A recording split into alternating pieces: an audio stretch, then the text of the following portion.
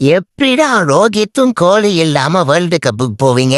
இந்த மாதிரி ஃபார்ம்ல இருக்கும் போது அவங்க இல்லாம போவீங்களாடா?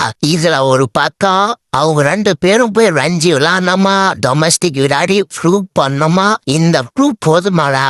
அது இல்லாம ஒருத்தா இந்தியால இந்தியாவை டாமினேட் பண்ணுவோம் வேற சொல்றான். எல்லாத்துக்கும் சேர்த்து வச்சே நம்ம ரிவெஞ்ச் கிங் ஒரு குத்துனாரு பாருங்க. இந்த பக்கம் ஹிட்மேனு 50 அடிச்சுட்டு அவுட் ஆயிட்டாரு.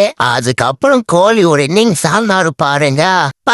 இதாண்டா ஓடின்ற மாதிரி விளாடணும் தலைவன். சவுத் ஆப்பிரிக்கன் டீம் பொழந்து இடத்தா தலைவன். சவுத் ஆப்பிரிக்கன் கோச் கொடுத்த இன்டர்வியூ பார்த்துட்டு போகும் போலக்குது. இன்னைக்கு ஃபுல்லா தலைவன் அட்ரஸ் எல்லாம் தலைவன் ஒரு செஞ்சுரி, ரோஹித் ஒரு 50, ராகுல் ஒரு 50 அடிக்க இந்தியா 50 ஓவருக்கு 349 ரன் அடிச்சிருப்பாங்க. அதை சேஸ் பண்ண அந்த south African team Harshit Rana ஒரு ஏத்தினாரு பாருங்க. டேய் உண்மையிலேயே சொல்றேன்டா, அவன் போட்ட அந்த 2 பாலு என்ன ஸ்பெல்லுடா. அதுக்கப்புறம் பிரெட்ஸ்கியும் டெவால் பிரீவிஸும் இந்தியன் டீம் பொழந்து எடுத்தாங்க.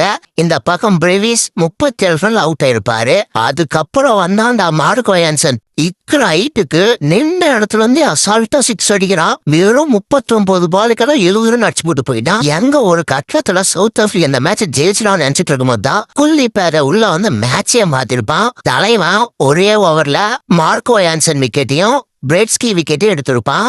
இதுக்கு மேல சவுத் ஆப்பிரிக்கா இந்த மேட்சை ஜெயிக்கவே வாய்ப்பு இல்லைன்னு நினைச்சிட்டு இருக்கும் போது கார்பின் போஸ் ஒரு இன்னிங்ஸ் ஆனான் பாருங்க.